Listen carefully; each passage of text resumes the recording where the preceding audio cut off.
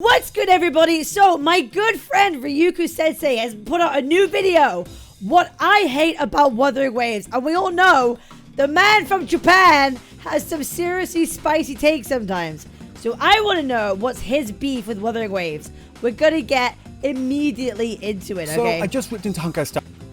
We'll get immediately into it. Let's go. What are you gonna say, guys? Do you know he lives in Japan? Also, I apologize. My voice is still not recovered. I'm sick. I apologize. All right, here we go. Subscribe! Yo, who wants to have sex?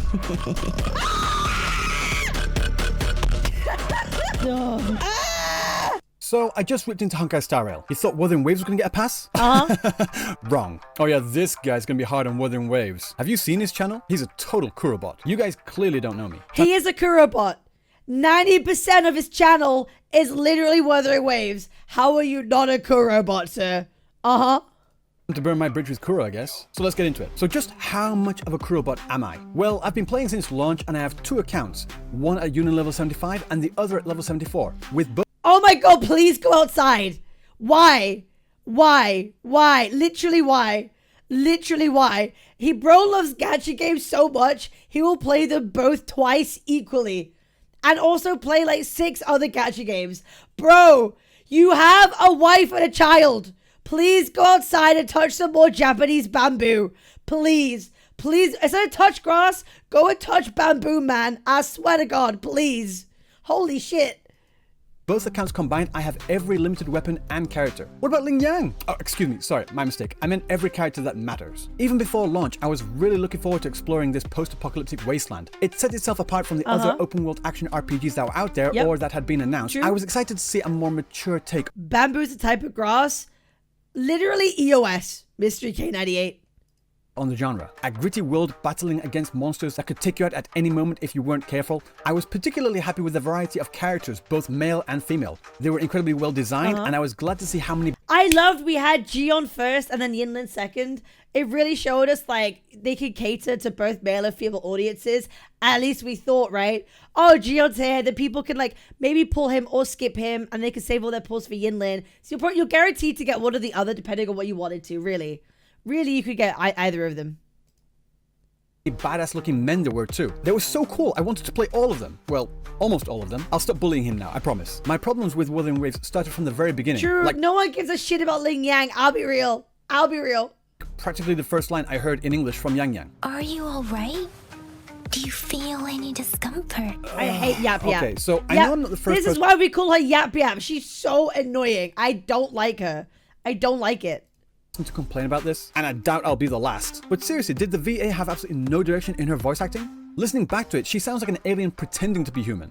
Please, Commander, you are our last hope. Not only that, it was very clear that she was struggling with her voice lines, particularly to do with the names. I'm also struggling with my voice lines right now. I relate a little bit. In the shape of a long. One particular word she said sounded the same. Huang long, Huang long, Huang long, Huang long. I was sure they used the exact same clip and just forcibly inserted it after the fact. I actually compared the waveforms, and even though they did sound very similar, they weren't in fact the same. So I guess she just naturally sounds like a robot. We are in the Okay, that's mean. Okay, that's mean. If you're saying the same word over and over again, is it a surprise it sounds the same, right? Like if I say like arse, I'm gonna say arse the same way.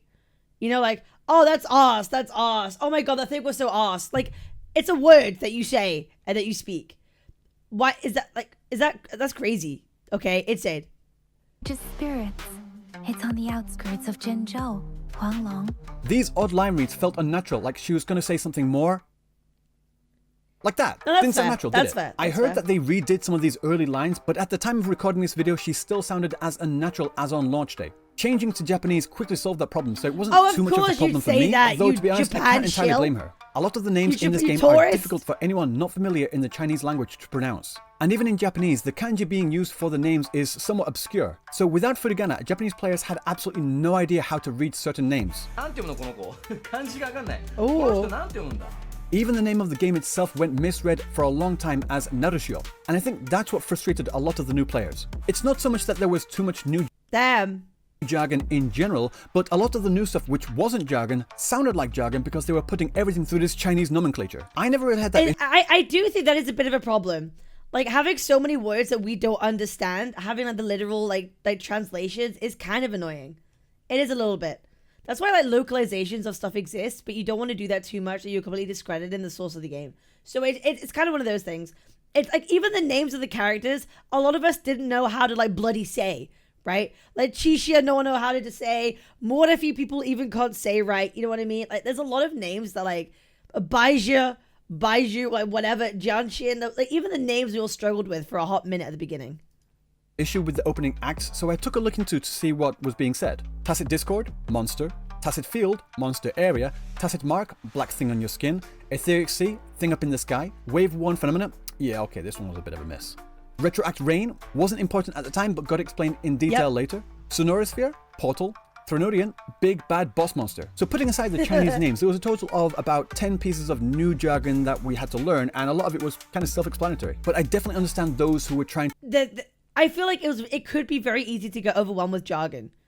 It's very easy to get overwhelmed with jargon, and I think Ryuuku, you were a bit harsh. You were not a bit harsh. You were rightfully harsh on Honkai Star Rail with their jargon. I think maybe you're being a little bit more kinder to the jargon in Wuwa, I'll be real. I think they're kind of equal in terms of the jargon and terms they throw around a little bit. I kind of do. I feel they're kind of on similar levels, personally, in terms of jargon throwing.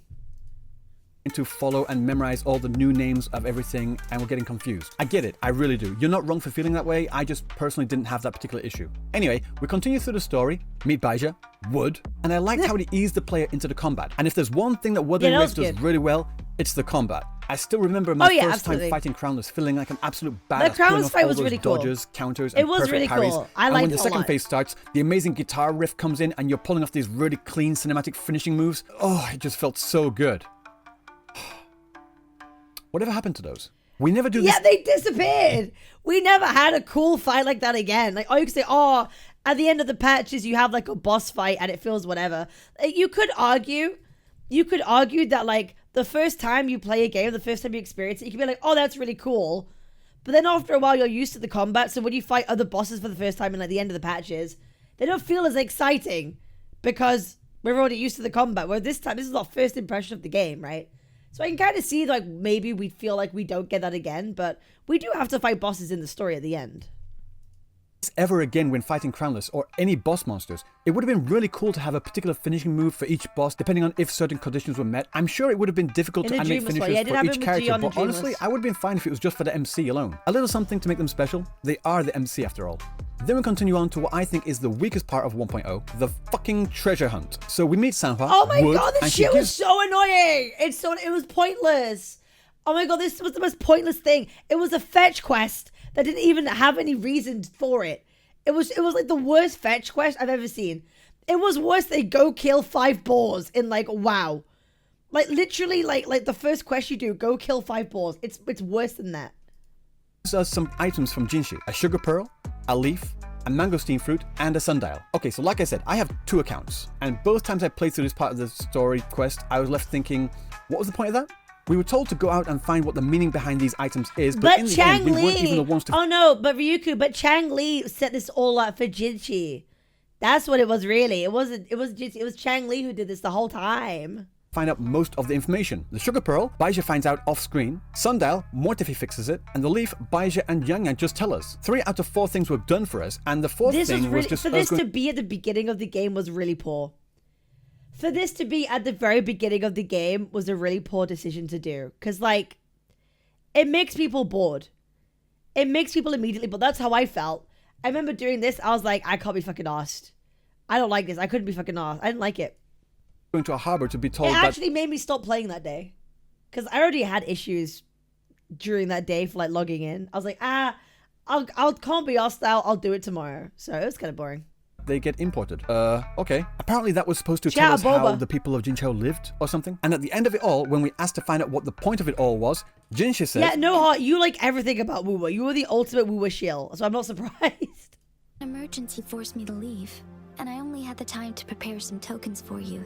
Translation? I don't even have time to explain why I don't have time to explain. So she had the time to get all these very specific items to give to Rover, but she didn't have the time to write a damn fucking sticky note? Yeah. Come on. Yeah. You just don't get it. She had to do that to I test feel the Rover. exact It was same for way Rover about to this. discover things about himself while looking into those things. Yeah, and we learned those things from books and people, not from those items themselves, did we? Sorry, but no. In the end, it was basically, you've forgotten everything, so go to the library and study up, scrub. I'll say this though, even though the actual stuff being said was kind of stupid at times, I really enjoyed listening to the story play out. There weren't many weird dead spaces between dialogues. There was a good amount of changes in camera angles, camera movement, as well as the really movement and facial good with expressions on the the characters dialogue, themselves that sounded like pieces. real people 1,000,000%. actually interacting with each other, in Japanese anyway. Sorry, I'm sure she's a lovely woman and all, but can you replace her with someone that doesn't sound like she's just recently had a lobotomy? The only thing I wish I could do is put the damn That's so mean. Wait, no, that's so mean. What the fuck? Oh, how could he? How could he? auto, hide the UI, and have it automatically select the dialogue options for me. Oh, on that point, stop giving us choices that aren't choices. Jesus Christ. I think Ryuuku is the only person that has a problem with this. I'll be real. I think Ryuuku is the only person who thinks this is an actual legitimate issue. I'll be real. I don't think anybody cares about this. It happens in like every gacha game. Unless it actually has some degree of effect on how the conversation plays out, literally nobody liked this shit. It doesn't make us feel like we are actually the character. It doesn't help us feel more immersed in the story. If anything, it pulls us out of the story to have to go through this unnecessary attention check. It feels like I'm watching a long YouTube video and I get a message asking if I'm still watching. I'm trying to watch a 10-hour loop. What it feels like sometimes, you'll have like 3 dialogues that you could say, but really they're all one sentence that you want Rover's trying to say. That's what it is. Like it's like a continuation of a sentence to make like a full thing. And then it doesn't really matter which one you pick, because it's like you're picking the sentence. That's how I read it anyway, a lot of the time. That's how I read it. A lot of it is supposed to be read together as one thing. But maybe that's just how I've always read it. No, when heaven burns red, it makes different. Shit. But it's so useless. Sure, but like, I don't care. It doesn't I don't care. Personally, to me, I really don't care. It's not affecting my immersion. It's not affecting my gameplay. I take zero issue with it whatsoever. Like, it doesn't bother. It legitimately doesn't bother me.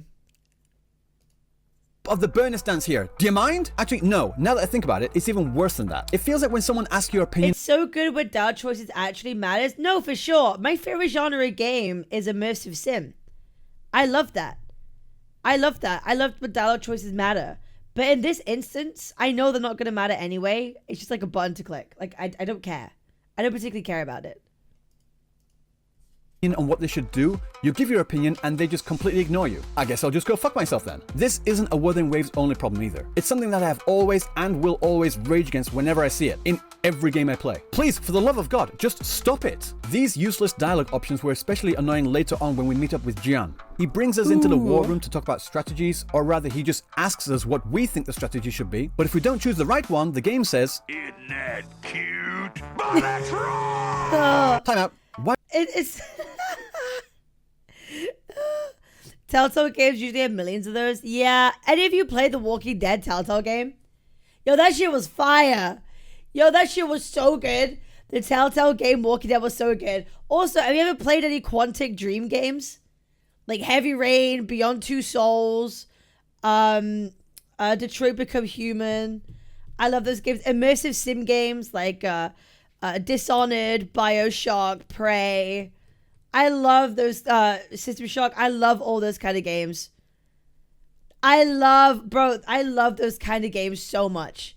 I really do. So I completely understand when dialogue choices don't matter, but in a fucking gacha game, I really don't give a shit. They ain't giving us multiple different things. I know it's not going to happen. I don't particularly care. I care when it matters in the game itself, like in an immersive sim or something like that, but I don't care in a fucking gacha. I just don't. It happens in all of them. Why were we being asked to decide the strategy in the first place? You're the general here, Jian. You decide. But anyway, putting that aside, they should just get rid of these dialogue options entirely. Oh wait, no. Actually, better yet, have them actually, make a difference. Imagine if we were actually able to decide which forces went where. This could have been a great chance to keep the game easy for the casual players, but make it more difficult for the ones who want a challenge. Each dialogue option could have a little note next to it saying simple, moderate, and tricky, for the player to understand what they were choosing. And after that, the route, monsters, and difficulty changes depending on that choice. Why can't we have done that? We're ending at the same... Okay, I think that's a bit too much.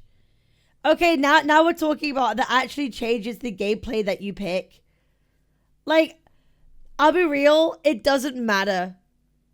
I don't think that would, because then you're adding a whole new mechanic to the whole game. You're adding a whole new mechanic to the whole game. I don't think that's necessary at all. For like trash mobs in a gacha game that you could like one shot anyway. Who fucking cares? Who cares? I don't care. Who gives a fuck? I can understand either don't have the options at all or just let Rover speak and have like one option or some, I don't know, or something. He just says his piece or do something with these options. But like, I don't really care about this. Too much. It will be cool though. Why is that a problem? I just don't think it adds anything. I don't think it would be cool. I don't think something like that would add anything to the game. I genuinely don't. I don't think it would. It doesn't matter. There are small dialogue, humorous differences in the Hokkaido style if you pick different lines. Sure. Sure. If it doesn't matter, just remove it. Okay, fine. I'm down for that. I'm down for that. Sure, just remove it. Sure, I'm cool with that. I don't care either way. Yeah, for you maybe. So why not have it? Others would like it. No, people would like a million different things added into the game. We could all say, yeah, one person might like it. A couple people might like it. A couple people might like the fact that you could like double jump in a game. Why don't we add it? Yo, Cap, why don't we add double jumping into the game? Some people might like it. It's like, okay, but why? You know? It's whatever people want. It's whatever people like. It's subjective, right? I'm giving my subjective take. It depends on player to player. Like, actually good players will have fun. It depends who you are. Depends who you are, right? We have double jump. Triple jump then. Oh my god, Miss Week, I'm gonna ban your ass. Okay, sorry. Triple jump. My bad. My bad. Quadruple jump. Sorry, quadruple. You know what I mean. You know what I mean. Let's not. Nah. Waggy thing. Triple jump. What the fuck ever, right? You know what we have triple jump.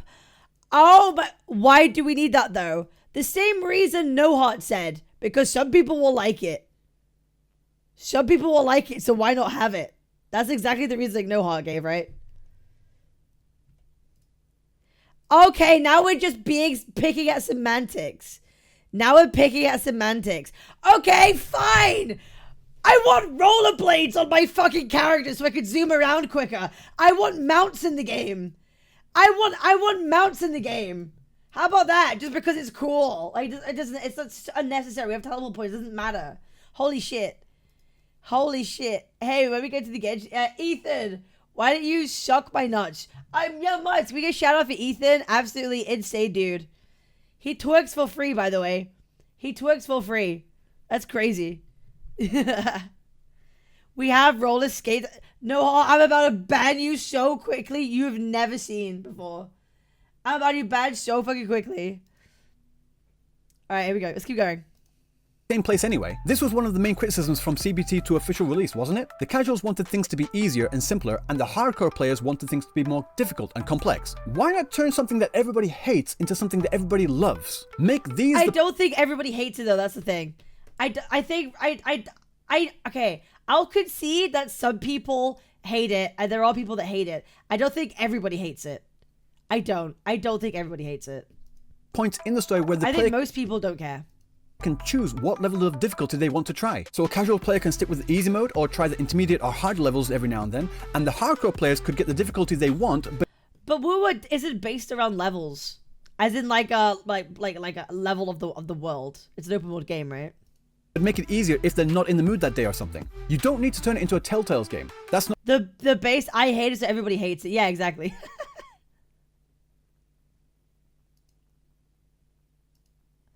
IMO, it's people that hate it and people that don't care, so why not change it? Again, if they want to get rid of it, if they want to get rid of it, sure, I don't care. Not what I'm asking for. Have your main plot points, but in certain sections have detours for the players to choose their level of difficulty. Sure. I just... Nah. No one cares about the main story difficulty. I don't think that's a thing. I don't think anyone cares about main story difficulty. It's just the main story. People want to experience an easy story, right? That's what it is. If you want difficult content, we play the endgame modes. That's literally why they're there. Everyone winds up at the same place in the end, so it doesn't really change anything as a whole, but allowing players to choose their own experience at least lets us feel like we're making a difference. Doing something like this could satisfy players of all difficulties, easily. No, because people don't give a shit. The hardcore people want to do hardcore things. It's the endgame modes. That's what they're there for. They don't need hardcore story. I don't think people care about that.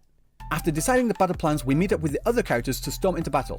Farina, Chixia, there's us, the rover. Taochi, we just met her. Yang Yang, Ling Yang is in the corner there. Who the fuck is this dude? Like, I know it's Yuan Wu, the guy who looks like the last boss of both Discord mods and Redditors. But we have never seen this guy in the story or even in the side story. One who? Not one Wu. One who? Who is he? He's Amethyst's best friend and lover. They have intercourse every night, Amethyst and Wanwu. It's crazy. Crazy. It's like Ling Yang. Why the hell is he showing up for this Avengers Assemble moment? I feel bad for the voice actor. He gets brought in for literally one line and then... This is a issue with the rejigging of the whole story from CBT. This is an issue with having to redo the whole story. Never used again. I will keep everyone safe. Even now, up through 1.4, we still have no idea who this guy is, what he does, or anything of the like. Well, I guess one line is better than nothing, I guess. Carpaccio and Danjin are still nowhere to be found at all. And why are you bringing out some random painter girl who has nothing to do with anything, give her her own full story quest, but still not mention anything about the characters you already have? This is one of my biggest complaints about Wuthering Waves. This is literally been one of my... I said it very aggressively in my 1.3 like story roundup, right? I feel like a lot of the characters don't interact with each other, and they feel very independent of each other. And really the only times they do is when they interact with Rover.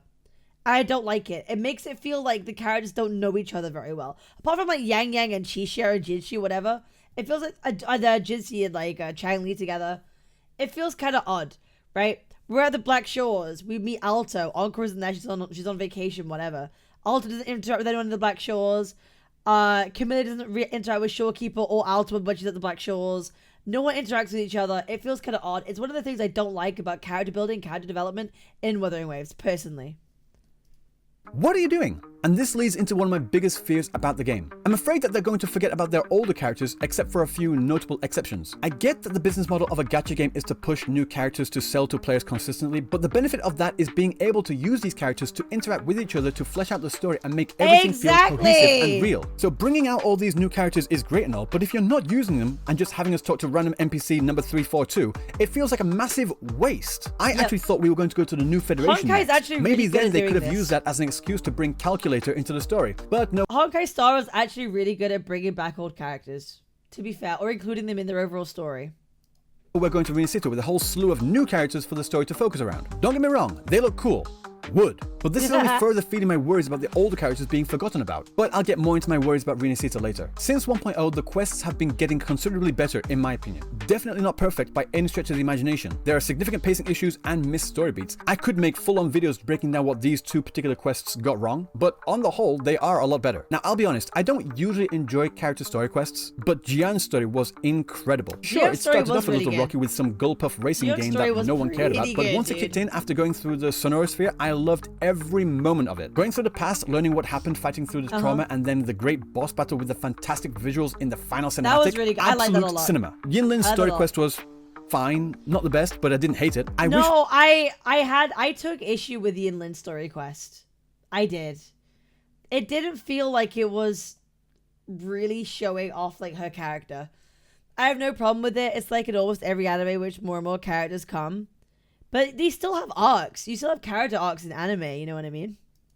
We could have gotten more of the secret agent aspect of her character that was promised instead of this story about a girl with adoptive father issues. But still, she's hot, so would. What I really like about these character story quests isn't just the quest itself, but rather the locations we visit during them. Have you seen these places? These set designs are stunning. It's a shame we can only ever visit them during these one-time only character story quests. What a waste. Why can't we revisit these locations? Better yet, give us the option to replay these quests. We should be able to access like the Sonorosphere at a certain point.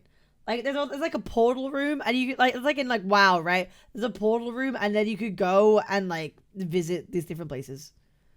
Let him talk. He gets to your point like 4 seconds after you stop him.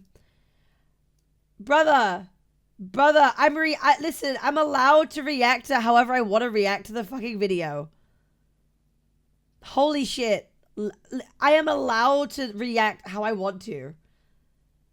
Do we just play the video and not say anything? Holy shit.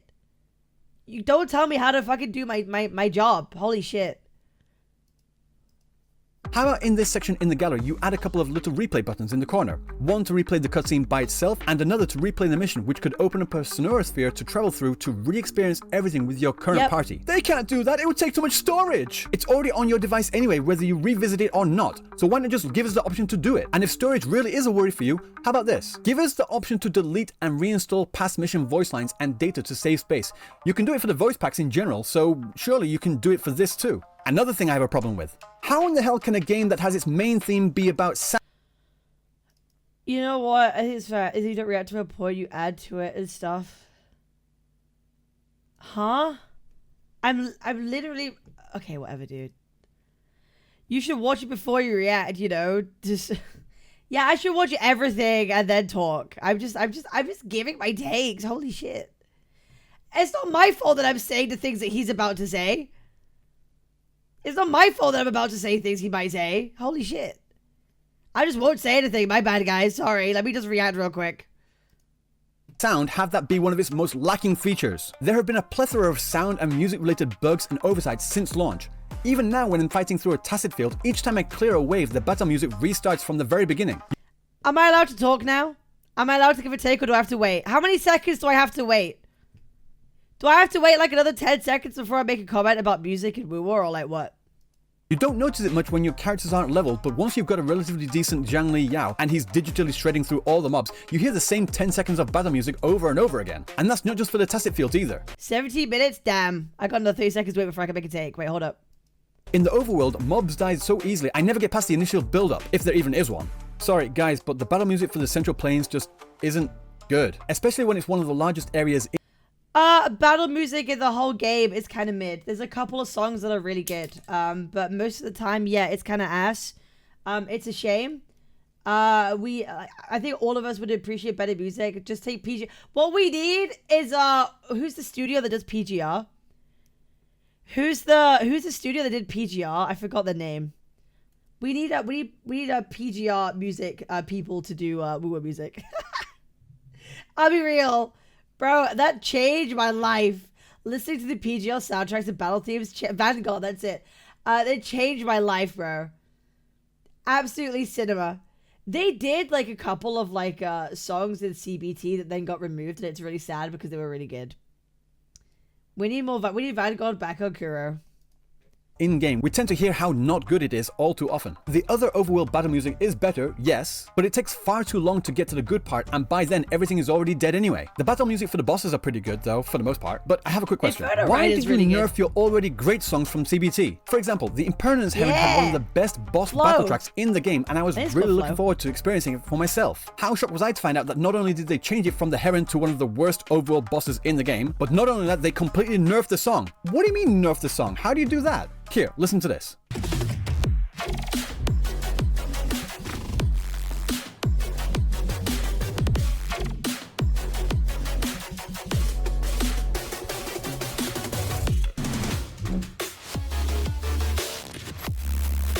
Wait, no, wait, the official sounds better though. Wait, I think the official kind of sounds better. Wait, I think I prefer the official one though. Wait, I think I like the official one. Wait, I think I like the official one better. Nah, I think this one's better. No, I kind of like this one more. Oh yeah, this one's better. The one that we have now just feels incomplete, like it's missing a piece of the puzzle. Like peanut butter without jelly, yin without yang, KFC without gravy. What do you mean they don't have gravy in Japan? I'm British, I need my chicken covered in brown, salty slop, goddammit! Wait, what was I saying? Oh yeah, the song we have now is a massive downgrade compared to the version that we already had. So I am quite literally saying... I think this is subjective. I know what happened though. They got feedback saying that the players wanted the combat effects to sound punchier, and they did in fact do that. But the problem was that they could only improve it so much. So what they also did was bring down the impact of a lot of the music to make that difference more distinct. And this all connects back with what I was saying earlier about the other characters and locations not being used. Kuro, you spend all that time designing these great characters, great locations, and great music, but do absolutely nothing with them. From a business perspective, you're basically wasting resources right now. The way to fix these particular issues is give these characters actually some attention, first of all. Let us replay cutscenes and quests, and add a damn CD player with a library of all the music we have unlocked so far. Then like we, the players, like can choose what we want to listen to in the overworld. Just so we're clear though, I don't think the CD player should be usable during story or character quests because the music is a very important part of the storytelling experience. But in the overworld though, if I want to listen to Crownless's insane guitar riff while zipping around Jinzhou, that's my business. Yes, I know it would take away some of the audio. Actually, Ryuuku, you could just load up a YouTube music and play it from there. Actually, you could just do that. So why are we even complaining, honestly? Character from the locations, but you know what you can do then? Turn the CD player off, maybe? Now it's time to address the elephant in the room. Gathering wives. Okay, so where do I start? Ooh, no, Ryuuku, people are gonna be mad at you for this one. Wait, people are gonna be mad at you for this one. Ooh, people were mad at me when I said this. Ooh, no. Honestly, I'm not a fan. Now, before you come at me with your pitchforks, just hear me out. What I mean is that I already have dozens of other random gacha games with generic cookie cutter OP protagonists that the entire world revolves around and are loved by his harem of beautiful waifus of varying styles and massive personalities. Oh my god, holy tits. Right now, I think there are 3 different groups out there. Some people see the harem and like it, some people see the harem and don't like it, and there's another smaller group of people that don't see the harem at all. They have some reason or other for each character. Yang Yang, she's just really caring. She cares for everyone like that. Yinlin, she's just a seductress using her looks to get what she wants. Chang Li, she's heard so much about Rover from her master, so to her, it's like meeting a superhero. Shorekeeper, she's just very devoted to the cause. She respects Rover like a father. Yep, like a father? I don't know about that one, buddy. Yeah, I don't know about that one. Like, every 5 minutes, Shorekeeper's telling us, oh, Rover, you're my little PogChamp, Rover. I want to be with you forever, Rover. I think it's a bit more than father figure. Holy shit. The figure. Camellia, she's just interested in Rover because he's strong, nothing more. And the fact of the matter is that these people would be right in thinking that way. Those are all valid interpretations of the characters. However, for those out there that see it as something more or want to see it as something more, there are things in-game which validate their belief that these characters are romantically interested in Rover. Personally, I'm in the see the harem and don't particularly like astral ovulation. Sorry, ejaculation. Oh my god. Kid category. Sorry, it's just the way I feel. We don't need to have every girl we meet be almost instantly wanting to jump on Rover's tacitite dick as soon as they meet him. On top of that, there's been a significant lack of new male playable characters since launch. And that isn't a problem in itself. If a game marketed itself as primarily having female characters, you would sound like an idiot for asking for more male characters. You don't play Love and Deep Space and complain about the lack of... Yeah! Yippee! Love and Deep Space mentioned, he did that for me. That was for me. Also, yeah, like the game released with a male and female character. You would have thought that, you know, it sets a precedent, right? Female characters, do you? No, that would sound weird. The problem is though, in 1.0 there were 6 guys and 10 girls to choose from. That's a ratio of 3 to 5. Not equal, but understandable. So many of us were under the assumption that they were going to roughly keep that ratio going forward. They even showed us characters that have a lot of players eager to play them, such as Zippercrotch Boy and Mr. Anal Bead Necklace. Since then, we've had Jinshi, Changli, Jeje, Zhang Liao, Shorekeeper, Yohu, Camellia, and now Lumi is coming up. So out of 8 new characters, only one of them is a guy, and he was free. And on top of that, the animations are getting wilder and wilder. Yeah. How in the hell does Little Miss Itty Bitty Titty Committee over here have more jiggle physics than Changli or Baija? Robin, what do you think? You grab a man's balls, his heart will follow. Yeah, that makes sense, but I don't want it in Wuthering... Oh, shit. What is this cap fan service? What do you mean? What do you mean? Waves. But that's just the way it is in gacha. Yes, I know, I don't care. Gacha has always had fan service like this. Yes, I know, I don't care. Gacha OPs are always loved by the main cast. Yes, I know, I don't care. So what you're saying is... You a tourist? You a tourist? Yep. No, I've been playing gacha games since they first became mainstream here in Japan. I'm talking about Puzzles and Dragons and Monster Strike. You know, the gacha games that actually had a gachapon animation that actually defined the genre. I also have 2,000 login days on Fate Grand Order. Yes, I know I have a problem. Someone please send help, I need it. What I'm saying is, gacha is a monetization system. That's how these games make money. Gacha has absolutely nothing to do with the amount or level of fan service. Even modern... Agreed. I don't think Wuwa's fan service is like... astronomical. I don't really care about the actual fan service stuff itself, but I think too much of it can detract from an actual good story building, right? Because if every character is fawning over you, it kind of ruins the world building for me a little bit. Like, it doesn't mean anything, right? It's crazy. Modern titles like Cookie Run Kingdom are gacha games. No fan service there, unless you're jerking off to Blue Slushy, in which case, seek help.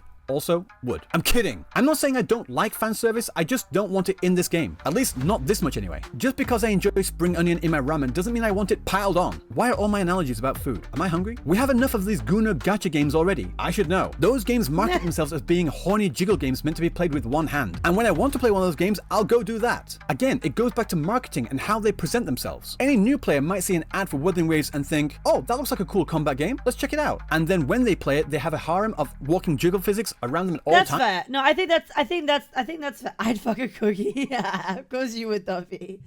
Like, I think it is a fair take, though, the way people see it, guys. Like, oh, it's a... To me, I see it as a sci-fi fantasy game, right? RPG. And instead, we get a lot of women. It's like, I can understand. Like, oh, it's a gacha game. But yeah, it doesn't matter. I kind of agree with Ryuuku on that regard. I do kind of agree. Like, I want the focus to be on sci-fi and cool fights and bosses. I don't want the focus to be on, ooh, who's gonna fuck Rover this week? You know what I mean? Like, that's kind of how I feel. So I do kind of agree with Ryuuku here on that point specifically. It's like, I made to play a sci-fi fantasy game, not a fucking sex game. I like the poll where he said, yes, I know, I don't care. Hi, Ryuuku. Hi. Times, a lot of regular players might get turned off by that, and I don't want that to happen. There are a lot of characters in Wuthering Waves that I think are hot as fuck, but if I wanted to imagine myself giving them crazy backshots, I would just check out Pixiv. And no, I am not advocating for censorship. All I'm saying is that if they and we, the players, want Wuthering Waves to break into the norming barrier, I don't think that many regular people would be comfortable with that level of fan service. So speaking as someone that wants as many people to play this game as possible, I think they should tone things down because it just might be too much for most people. If Kuro Games really wants to go down this way with how they design their characters, that's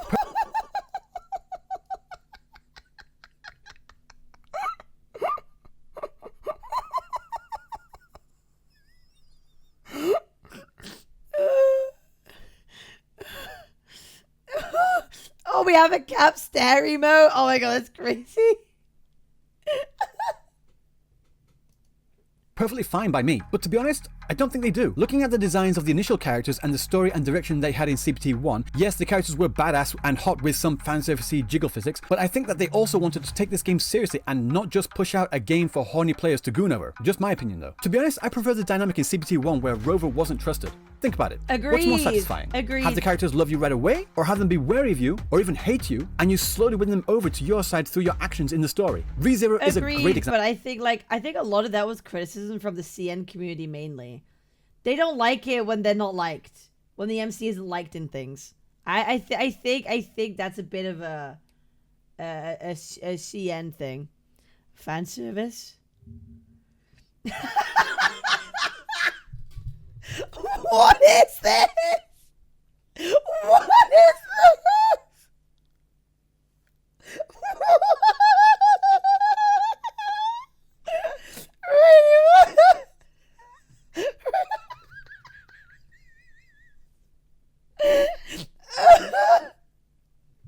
Why is he? What have you done? Why is he in like a one of those like water balloon things?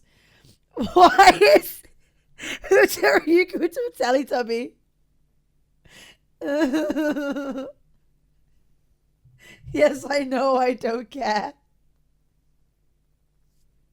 Why is he getting inflated? Why is Ryuuku getting inflated? It just seemed like the right thing to do.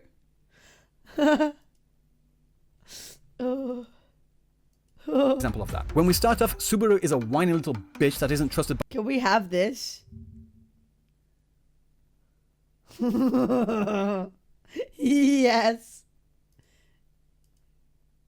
Yes. Yeah. HP inflation confirmed. This is so funny. That's so funny. EOS now.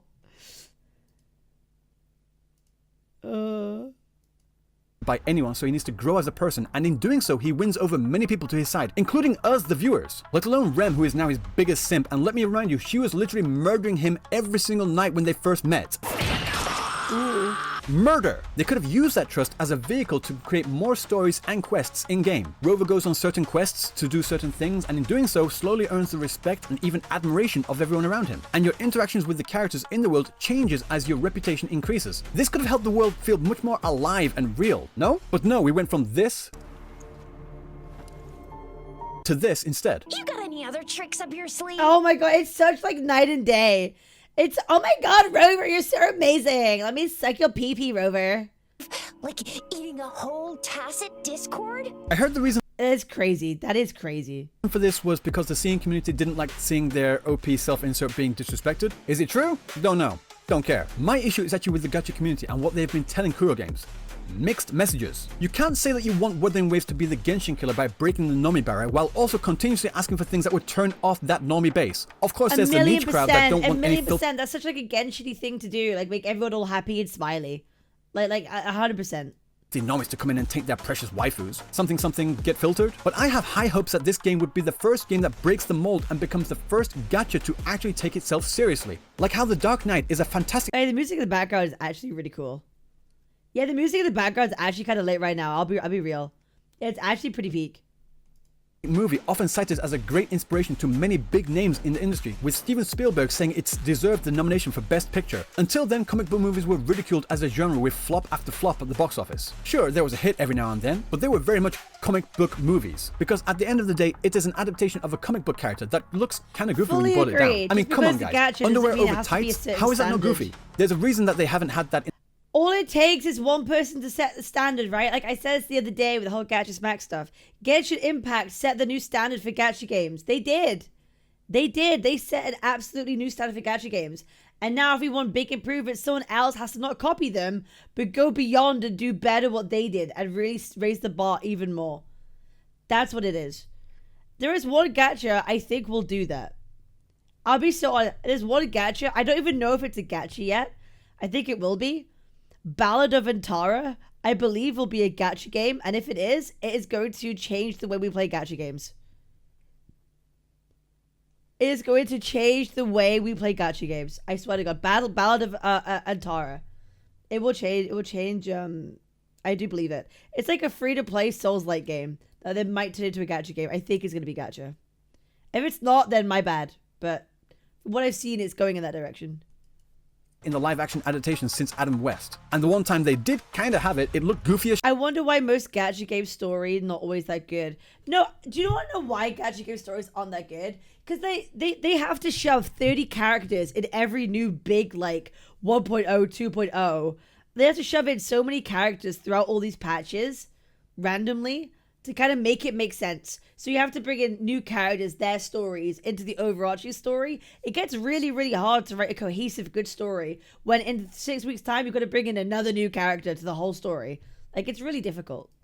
shit. Sorry, Batman, you know I love you. But my point is that The Dark Knight is not just a great comic book adaptation of a beloved character, but also stands on its own as a fantastic crime thriller as well. And that's what I want from Wuthering Waves too. I don't want it to follow the same old fanservice tropes that all the other gacha games have. I know this game can be better. I want it to deliver on its promises of a gritty post-apocalypse. I don't just want to be told that things were bad before. I want to feel that desperation and destruction. I want to feel the lament and watch hot, badass anime women and men while doing it. This is what we were promised Wuthering Waves would be. But instead we get this, and this.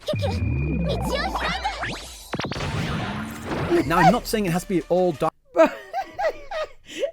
I saw some like clips of like the Lumi thing of the rat being dragged around, and the rat is not happy. It's so funny. Dark, all gloom all the time. I get the point that you can't feel the lows without experiencing the highs, but my point is I don't think we've really experienced the lows yet. I think just by looking at the current map, you can see what I'm talking about. I took the map and divided it along the borders for each region. I then got how many pixels each area has and then calculated how much as a percentage those regions are. Oh my god, go outside! Ryuuku, touch bamboo! Respectfully, touch bamboo, what the fuck? of the map in total. These numbers aren't completely perfect as there are some areas underground, etc., but I think they're a decent representation. Currently, we have two distinct regions which really lean into the cataclysmic post-apocalyptic vibes we were promised, Northfall Barrens and the port city of Guizhou, but in total they add up to just less than 30% of the explorable area as a whole. And this area— I think that's fine. I'm not expecting the whole map to be like post-apocalyptic. I think it's like, I think it's stated to us, obviously, that there are areas that are targeted, right? I don't think the whole thing needs to be like near Automata, you know what I mean? It's supposed to be the frontier standing guard against the looming tacit discord crisis. Jinzhou is also the most recently established city too, so we can reasonably assume that all the other areas in this world are bigger, more fortified, and therefore even more peaceful than this, right? Just our first glimpse at Rinascita and it already has everyone calling it Fontaine. Sure, yeah. It's bright, vibrant, colourful, peaceful, and even has tacit discords that don't seem— about to go to war. Oh, can I join in? Yo, Ryuuku, can I join in? I'll be real, I'm agreeing with a lot of what you're saying in your video.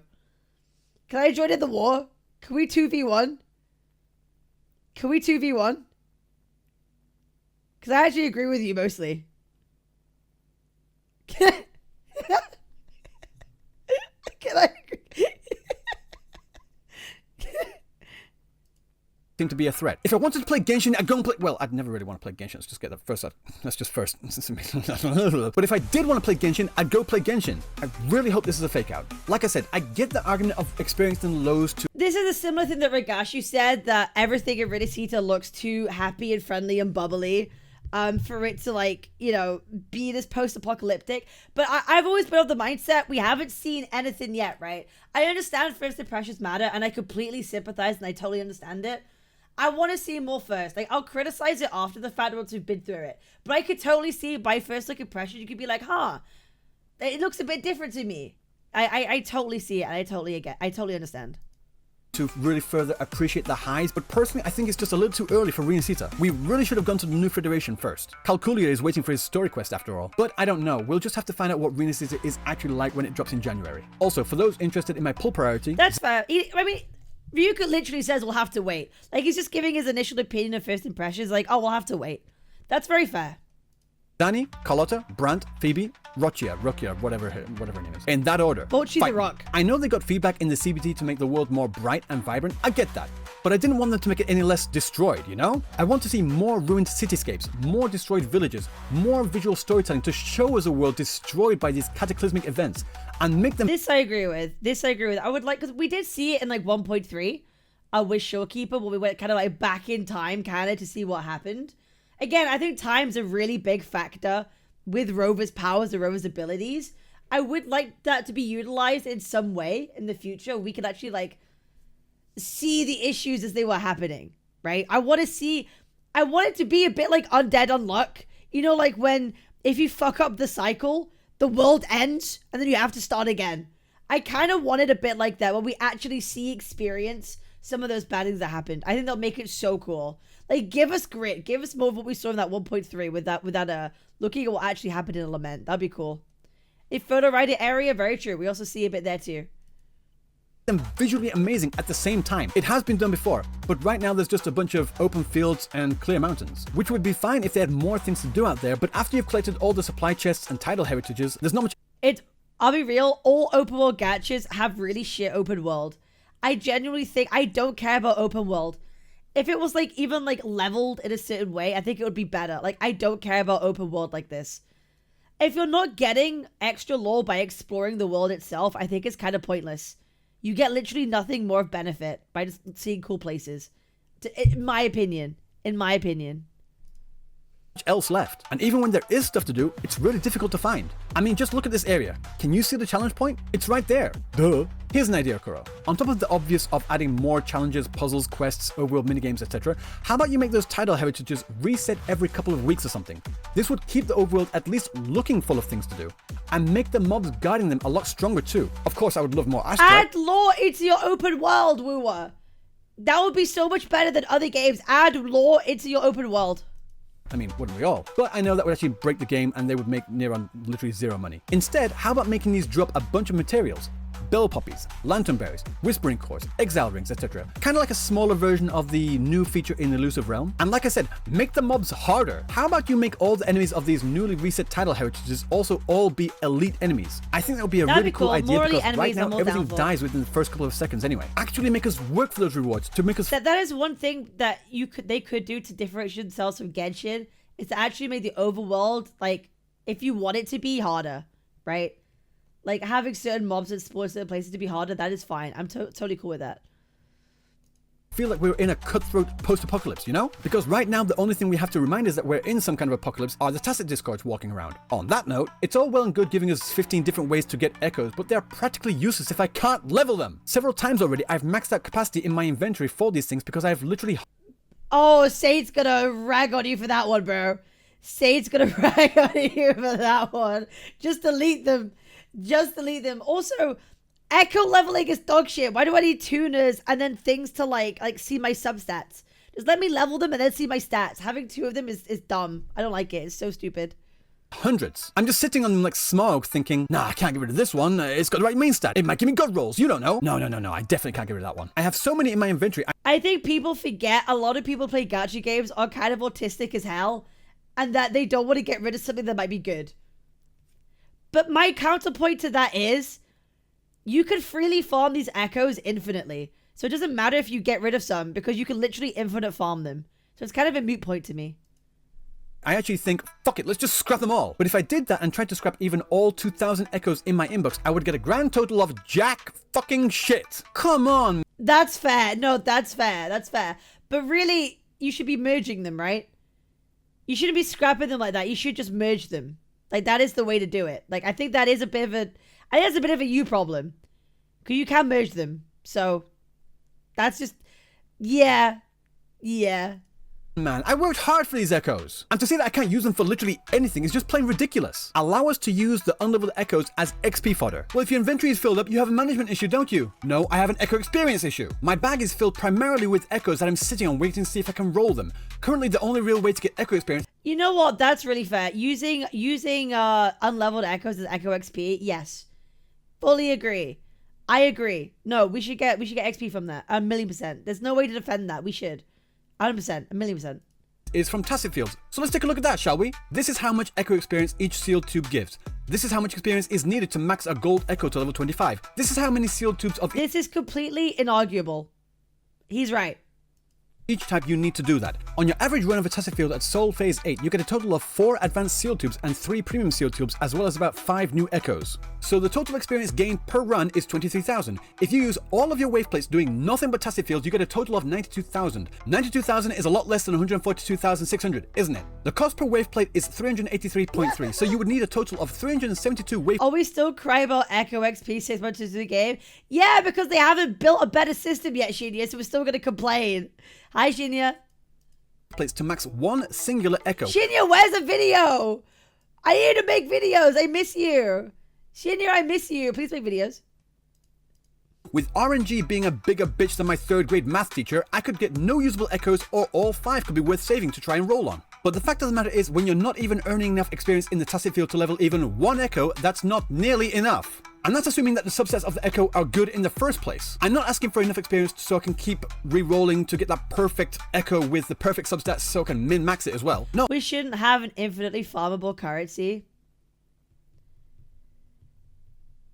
You know what? That I could agree with. I think the fact that with echo, well, echoes are inherently infinitely farmable, right? Inherently. Maybe like if we had a cap on how much XP you could get from like using echoes as XP, could be something that's something a little bit extra, but like, it is capped eventually. Maybe that would be a better alternative. But I think at the end of the day with echoes, you're better off just batch merging them. Just batch merge them. And it'll be better. Like I think it'll be better with that way than anything else. Weekly cap? Yeah, weekly cap. I'll be okay with that too. We're cool. No, that's not what I'm saying. I just want enough echo experience so I can level 1 echo with somewhat decent substats. That's why so many people are constantly in dungeons in games like WoW, Path of Exile, etc. to get drops with better stats. If anything, the absolute futility of RNG in combination with how difficult it is to level echoes up is more of a deterrent for players who just can't be bothered with that insane level of grind for such little reward anymore. And no, these kinds of artifact systems aren't a staple of gacha games. Monster Strike, Puzzle & Dragons, Fate Grand Order, Nikkei, Arknights, Path to Nowhere, even Kuro's very own Punishing Grey Raven, all of these games do not have this system. But that would break the game. You could farm infinitely. RNG is still a thing, you know. Even if I infinitely roll an Echo, I could still get dogshit stats every time. And I need to get 5 of these just for one set for one character. And there are 25 characters right now. And some characters benefit from different sets. But it's gacha games, am I right? Oh, it's just gacha games. With different substats, let alone all the new characters, new Echoes, new Echo sets to come in the future. Yeah, no, sorry, that just doesn't hold water for me as a significant argument in any game. I hate the RNG system, but whatever. Just let me use these Echoes for XP. They're absolutely useless right now. They're not useless. You can batch merge them for more Echoes. Oh no. Are you not listening to me? I don't need more fucking Echoes. I need... Well, no, you need less of them. No, you don't need more Echoes, but you need less of them. And batch merging will give you less Echoes. That's the point, right? That's the point. Right, Ryuuku? So need the experience to level them, goddammit. Tacit fields cost too much. Don't drop. If you batch merge, you'll have less Echoes to level. You won't need as many. The problem you have so many Echoes to level, you don't have enough experience. But if you batch merge, you'll get less Echoes. You'll actually have less things to level. So, nearly enough experience. And oh look, more Echoes I can't level. Christ! Okay, now this is criticism not for the game itself, but more for Kuro Games as a developer. Okay, Kuro. What the hell are you doing? You started your very first special broadcast with very blatant typos. You misspelled headphones as headphones. How do you even do that? Just writing this script, I had to force my spell check to type it wrong because it kept fixing it for me. Seriously, just put it into a Google Doc and press F7. Some of these typos were pretty funny though, I've got to admit. Cooming soon? Is that another word for edging? Luckily, these were just little slip-ups, little whoopsies even. Nothing too severe, right? For everyone in EN? No, just mortify eating fudge, I guess. But for us in Japan, we had an absolute fiasco with the Jian weapon banner. The TLDR is, the description was wrong on what the weapon does, so many people who spent... that was bad. Yeah, JP did not like this. Money to pull for it felt ripped off. The backlash was so bad, it almost killed Wuthering Waves over here in Japan. And here's what happened. The translation for this weapon was wrong. JP got angry. They said they'd refund everyone for the pulls. JP was happy. They leaked the email addresses of everyone who applied for the refund. JP got angry again. They then gave 10,000 yen as compensation. They have a bit of a They then didn't refund the pulls and said, go talk to your credit card company. JP got angry. Again, all in the space of just a few days. From the outside, I felt like I was watching Sideshow Bob step on the rakes. Yeah, not a good first impression. Anyway, my point is that these little things were still big enough to drive away many new interested players who now might not even give it another shot for years to come. Damn it, typo. But having said all this, does that mean I hate Wuthering Waves? No, I never said it was a perfect game, but there's a lot of stuff I don't like. I think the length of this video is enough evidence to prove that. But in the end, I still really enjoy it. The combat is fun, the characters look great, the story isn't the strongest, but they tell it in an interesting way, and this is enough for me. For now, anyway. To me, Wuthering Waves is like my favorite cousin. I love it when they come over to visit, but I just wish they would stop picking their nose at the fucking dinner table. Bobby, I love you, man, but you are 2 knuckles deep into your own nasal cavity right now.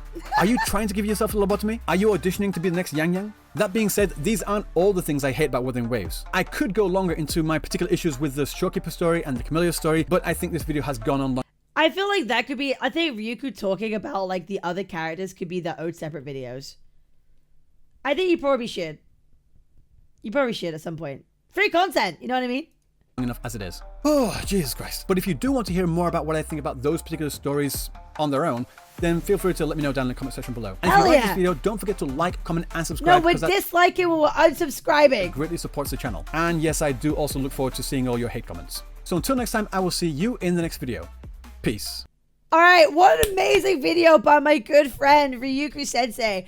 There were a couple things that I like not disagreed with, but like I'm like, I feel like maybe that might be subjective and maybe I might have a different take on it. A lot of things I do agree with. Overall, I think a lot of the things that he said in this, you could apply to a bunch of other things, like the jargon stuff could apply to both Honkai and this, like whatever. So I thought it was a very good video overall. I kind of expected him to go a little bit harder. I thought it was actually pretty fair. This is actually a pretty fair take. I don't see people getting mad at this. I really don't. If people get mad at this, then you're on crack. Honestly, like there's no reason to get mad at it. Anyway, I appreciate y'all. Remember to like, comment, subscribe, comment down below what you think. Go subscribe to Ryuuku Sensei. Everyone who's in my chat right now, make sure you go and give it a like, give it a comment, say hello, give him a sub. He reached 10K recently. I'm very proud of the dude. Very, very good. Very good dude. And a very, very good friend as well. One of the best guys that I know. Absolutely awesome. Ryuuku, big thumbs up. Love you, dude. All right, chat. That's it. Remember to like, comment, subscribe. See you on the next one. Peace.